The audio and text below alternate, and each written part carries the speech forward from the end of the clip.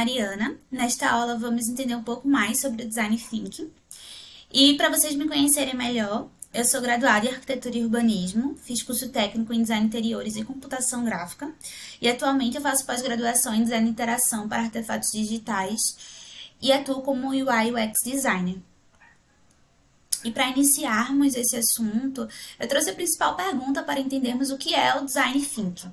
E o Design Thinking ele pode ser compreendido como uma abordagem, uma forma de pensar e resolver problemas com foco na empatia, colaboração, experimentação e principalmente no ser humano. Então, a gente traz esses principais pilares do Design Thinking, que é a empatia, a experimentação e a colaboração. E esse foco principal dele de entender o usuário e atender às suas necessidades.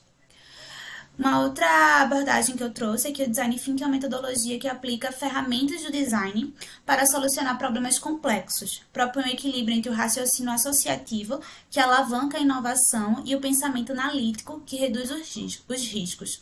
Posiciona as pessoas no centro do processo, do início ao fim, compreendendo a fundo suas necessidades. Requer uma liderança ímpar com habilidade para criar soluções a partir da troca de ideias entre perfis totalmente distintos. Então, eu acho importante a gente trazer que o Design Thinking é uma maneira de pensar dos designers, de atribuir esses processos, mas que ele pode ser utilizado por qualquer pessoa em qualquer área para solucionar problemas até mesmo extremamente complexos. E várias empresas usam esse processo no dia a dia para a criação e a produção de seus produtos. E grandes empresas como a Apple, Nike e Sony atualmente utilizam Design Thinking. E esse termo surgiu nos anos 90, cunhado por David Kelley e Tim Brown, da empresa de consultoria e inovação Dell, que passaram a resolver os problemas de seus clientes de forma holística por meio de projetos que trabalhavam o olhar, a criatividade, a curiosidade e o aprendizado para gerar soluções, e essas soluções que atenderiam às necessidades de seus usuários, de seus clientes. E esse processo do Design Thinking é estruturado num fluxo em que primeiro a gente precisa entender, depois explorar até materializar. Dentro dessas etapas, a gente tem que são um macro do processo, a gente tem 6 fases. Nessa etapa de entender, temos a parte de empatia e definição. Nessa etapa de explorar, a gente tem a idealização e o protótipo. E nessa terceira etapa de materializar, a gente tem um teste e implementação. E por quê? Qual é a vantagem de se utilizar o Design Thinking nos processos de criação de um produto ou serviço, ou qualquer que seja o seu desafio ou problema?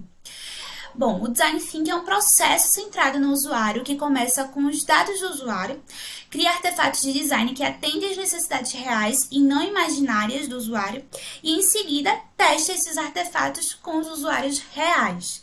Ele aproveita a experiência coletiva e estabelece uma linguagem compartilhada e incentiva a inovação explorando vários caminhos para o mesmo problema. Então, a gente tem esse foco no usuário, que é para a gente entender melhor ele, quais são as suas reais dores e necessidades, a fim de atingi-las e resolver esses problemas da melhor maneira possível. E como existem várias pessoas que participam desse processo, por exemplo, no momento de ideação, quanto mais pessoas tiverem com experiências de vida diferentes, mais ideias vão surgir. Então, existe essa linguagem colaborativa e compartilhada. E tem esse incentivo à inovação que está sempre gerando alguma novidade. E caminhos diferentes para um único problema, se for o caso, para a resolução deste problema. E o processo, eu peguei esse processo, essa imagem, no Nielsen Norman Group. Esse processo, ele tem, como a gente já comentou, 6 etapas, que é a empatia, a definição, a ideação, a prototipação, teste e implementação. E é importante a gente salientar que esse processo de Design Thinking ele é flexível e adaptável. Então, ele não é como o modelo cascata, que se usava muito na engenharia, que se usa até hoje na engenharia, que você acaba uma etapa, começa a outra, acaba uma etapa, começa a outra. Não. O Design Thinking, ele é um processo que ele inicia em um ponto, vai para a próxima etapa e ele pode voltar para a etapa anterior. E isso é interessante porque a gente vai aperfeiçoando e vai vendo alguns pontos que não foram atingidos e aí a gente pode voltar para a parte de pesquisa para entender melhor esse usuário e depois continuar todo o processo. Então, se a gente está na parte de empatia, a gente foi para a definição, a gente pode voltar à parte de empatia se achar necessário. E assim sucessivamente. Se estávamos na parte de ideação, podemos voltar para a definição, podemos de prototipação voltar para a ideação. E quanto mais rápido a gente notar as falhas, notar os erros, melhor. Então, mais rápido a gente também consegue alcançar os nossos objetivos. Então, é muito interessante que a gente possa voltar essas etapas e ir progredindo posteriormente. Esse é um outro gráfico que eu trouxe, que eu também peguei no Nielsen Norman Group, que ele traz o processo como um modelo mais circular, só para mostrar essas etapas, né? Como seriam iniciando em empatia, em definição, ideação, prototipação, teste, até chegar na implementação. E tem umas outras abordagens que traz o Design Thinking com 5 etapas, que seria a empatia, a definição, a ideação, a prototipação e o teste. Então, ele não traz aquela parte de implementação como uma etapa, como se ela tivesse agregada ali no teste. Outros gráficos também trazem mais simplificado, como apenas imersão, ideação e prototipação. E aí, existem alguns métodos que a gente utiliza nesse processo de Design Thinking. E um deles é o duplo diamante.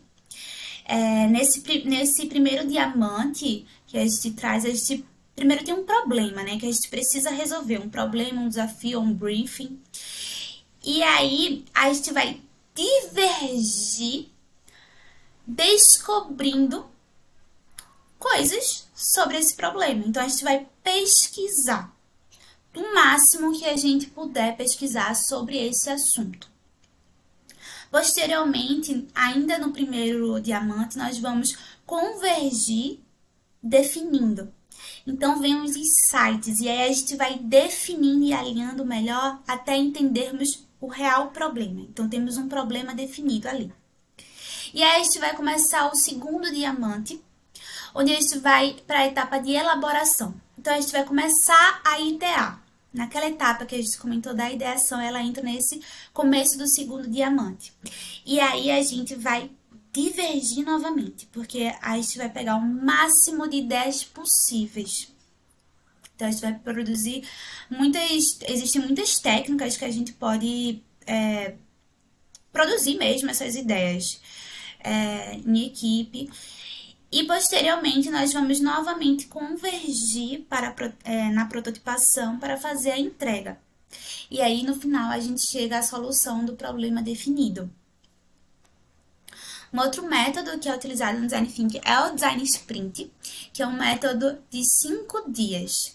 Então, a gente vai pegar esse mesmo processo, a partir do desafio até esse aprendizado final, segunda, terça, quarta, quinta e sexta. E aí a gente vai fazer essa etapa de descobrir, de mapear, de entender melhor esse desafio, esse problema. Posteriormente, a gente vai esboçar, ver os concorrentes, possíveis soluções, escolher qual é a melhor, construir o protótipo e, posteriormente, testar esse protótipo dessa ideia principal que foi criada. E agora a gente vai entrar um pouco mais explicando cada uma dessas etapas. A primeira é essa etapa de imersão.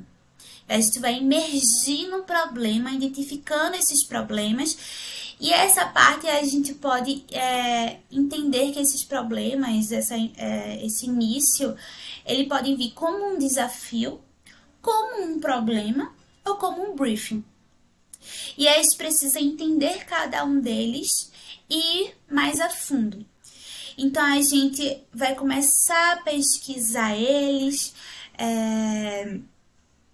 e vem para uma segunda parte da imersão, que ela é dividida em 2 etapas. E aí vem a imersão preliminar e a imersão em profundidade. A imersão preliminar, ela tem algumas técnicas e métodos, que, por exemplo, o kickoff é uma, que é uma primeira reunião para a gente entender esse desafio. Um reenquadramento, tem a pesquisa exploratória, que é você pesquisar todas as formas possíveis para entender esse desafio. E a pesquisa 10, que também é um outro método, é uma outra técnica que a gente usa, que é muito conhecida, porque é simplesmente você dá um Google. E aí você vai pesquisar na internet mesmo, sobre o assunto, sobre o desafio, sobre o problema, o que é que seja, você vai pesquisar sobre. E aí, na imersão em profundidade, já vem essa outra etapa mais profunda de você fazer entrevistas. Então, você pode fazer você pode fazer uma entrevista qualitativa, uma entrevista quantitativa, e você vai se aproximar desses usuários, entender. É muito importante, porque muitas vezes os usuários nem sabem quais são os seus reais problemas. Então, você vai lá buscando dentro dessas entrevistas entender melhor quais são as suas necessidades. Aí tem um caderno de sensibilização, que é, de fato, você anotar, né, o seu dia, por exemplo. As sessões generativas, a técnica de sombra, que é você observar, e é um ponto muito importante, porque muitas vezes as pessoas, elas falam uma coisa e agem de uma outra forma. Então, é muito importante a gente observar, ficar atento, ter uma escuta atenta. Nesse momento é importantíssimo. E aí, ainda nesse processo de imersão, que na verdade a gente pode ir analisando como a parte de análise mesmo, né, de definição. Então, temos os cartões de insight, os critérios norteadores, as personas. Se a gente passou por essa etapa de entrevista, e a gente pode entrevistar, por exemplo, várias pessoas, depois começar a definir esses perfis. Então, aí, a partir daí, a gente pode gerar essas pessoas para ficar claro para toda a equipe, para quem estamos projetando. Quem é nosso real usuário que a gente precisa atender a sua necessidade. Tem um mapa de empatia também, que é uma técnica muito utilizada, que é esse momento de empatizar com o usuário, entender o que é que ele sente, o que é que ele pensa, o que é que ele vê, o que é que ele escuta, o que ele fala, o que ele faz, quais são as suas dores, quais são os ganhos. E aí, quando a gente mapeia, fica mais claro também para a gente ter esse entendimento para toda a equipe. Tem um mapa mental, um mapa conceitual, que é interessantíssimo para a gente também fazer esse mapeamento, deixar tudo claro, as informações. E a jornada do usuário. É super legal essa jornada do usuário, quando a gente, por exemplo, já tem uma persona em mente e estudada, né?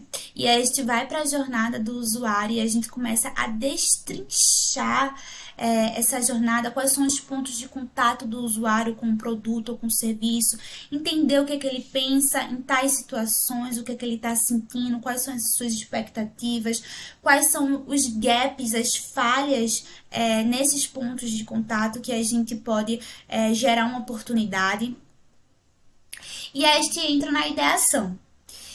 E na ideação a gente tem algumas outras técnicas que a gente pode usar, como brainstorming, workshop de cocriação, o cardápio de ideias, a matriz de posicionamento, o Crazy 8. Esse momento é importantíssimo, que, como eu falei lá no começo, né, que a gente tem uma equipe mais diversa possível. Cada pessoa vai ter uma experiência de vida diferente, então vão trazer ideias diferentes, e é muito legal que a gente possa colocar nossas ideias sem julgamento. Então, que é um momento de muita liberdade para que o máximo de ideias surjam das mais diversas possíveis.